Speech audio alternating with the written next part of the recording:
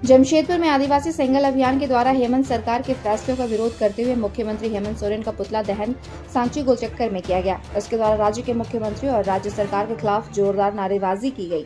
इन्होंने कहा कि जहां एक तरफ संथाली भाषा को अंतर्राष्ट्रीय स्तर पर पहचान मिल चुकी है, लेकिन राज्य की हेमंत सरकार ने इसे अभी तक राज्य भाषा का दर्जा नहीं दिया है, जिससे सभी आक्रोशित है। साथ ही आदिवासियों के देवता मारंग बुरु पहाड़ को भी जैन धर्म को सौंप दिया गया है, जिसका भी विरोध वे कर रहे हैं।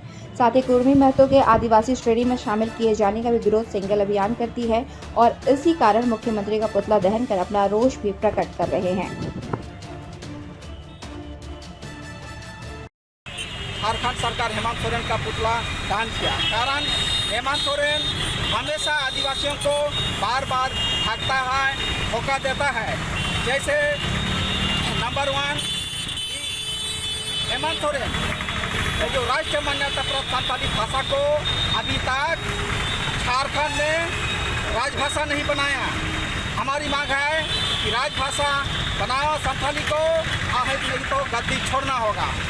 और हमारा जेएमएम और झारखंड सरकार हेमंत सोरेन से मांग है कि अब तक अनुच्छेद 345 के तहत झारखंड में संथाली को राजभाषा क्यों नहीं बनाया।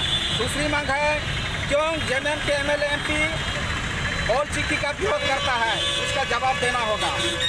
तीसरा नंबर में मारंग बुरु जो प्रश्नाथ पहाड़ है, ये सबसे आदिवासियों का बड़ा देवता मारंग बुरु है, लेकिन हेमंत सोरेन ने 5 जनवरी 2023 को जैनों को बेचा, क्यों बेचा, उसका जवाब देना होगा।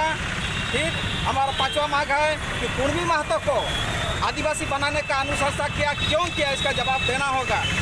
फिर हमारा 6वां मांग है कि CMT SPT जो कानून को गला घोंट कर 23 मार्च 2021 को लैंड पूल यानी शहरी विकास के नाम से लैंड पूल बनाकर आदिवासियों को उजाड़ने का काम किया, क्यों, इसका जवाब देना होगा।